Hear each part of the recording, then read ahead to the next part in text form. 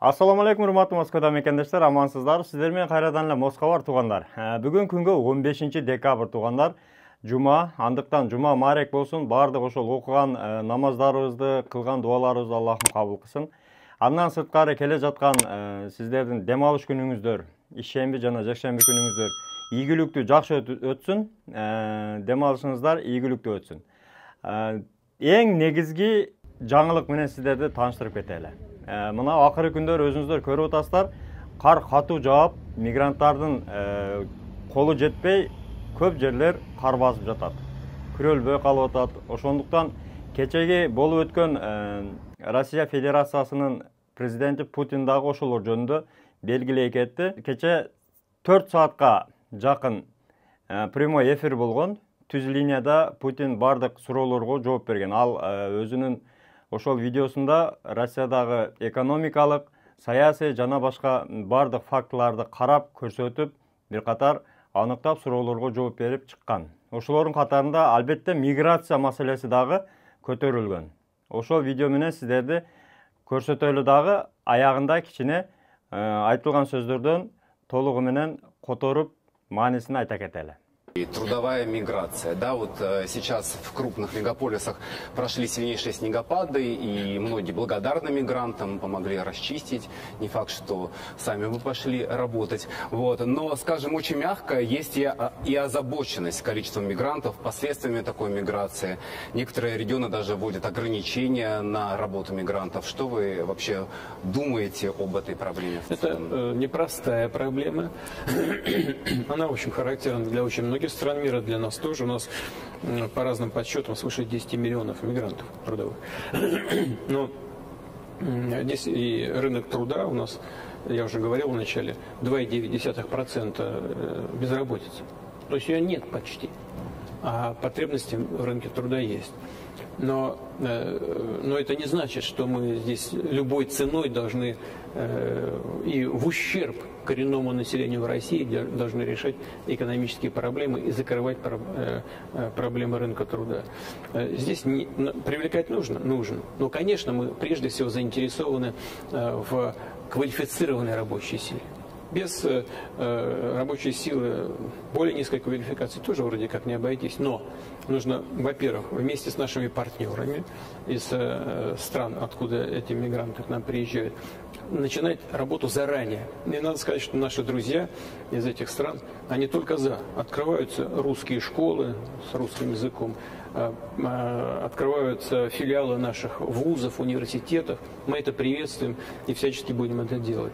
Они нуждаются и просят нас о том, что мы прислали своих учителей, расширяли эти программы, учебники к ним прислали. Это надо заранее готовить. Первое. Второе. Нужно, чтобы все мигранты, без всяких сомнений, уважали наши законы и традиции народов Российской Федерации. А соответствующие органы власти следили бы за этим соблюдением и своевременно бы реагировали на нарушения. Третье. Нужно создавать нормальные человеческие условия для этих мигрантов. Вот здесь я видел на этих досках, на экранах вопрос, сколько мы будем тратить деньги, сколько денег будем тратить на решение социальных вопросов членов семей мигрантов. Да, конечно, я понимаю чувствительность этого вопроса, но разве будет лучше, если мы вообще бросим этих людей, этих детей, там, жен мигрантов? Чего? Во что это превратится? Нам же лучше влиять на них. Да, и здесь не все так просто, не черное и не белое. В некоторых школах у нас там детей мигрантов больше становится, чем местных граждан. Заранее надо решать эти вопросы, надо их готовить, надо с ними работать, а не делать вид, что проблемы возникают только прямо сейчас.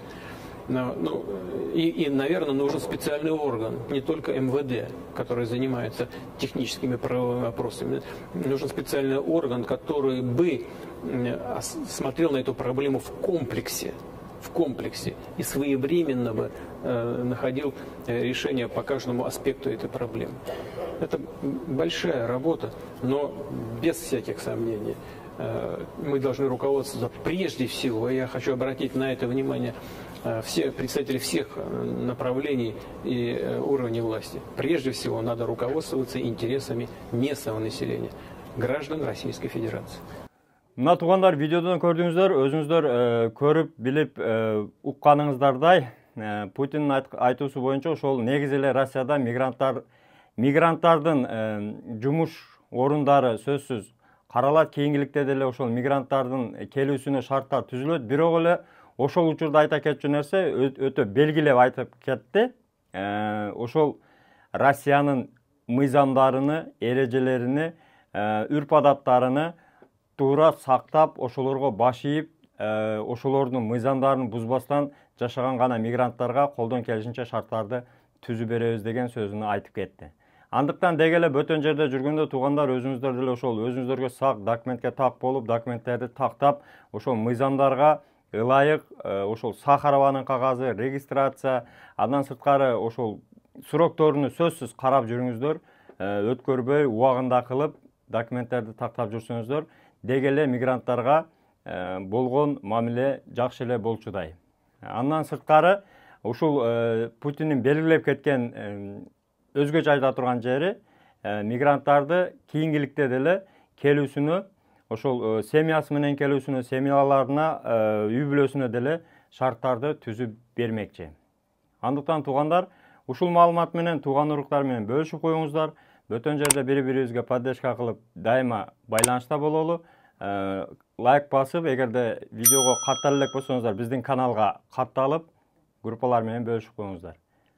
Аман болуңуздар, бөтөн жерде бөдө кырсыктан Аллахым сактасын. Дагы бир жолу дем алышыңыздар жакшы улансын. Ал эми чек арага барчулар ошол дем алыш күнүнөн пайдаланып барып алсаңыздар болот. Мухиддин каттап атат, до конца барат, жолдо жардам берет, документтериңиздерди дагы караштырып берет.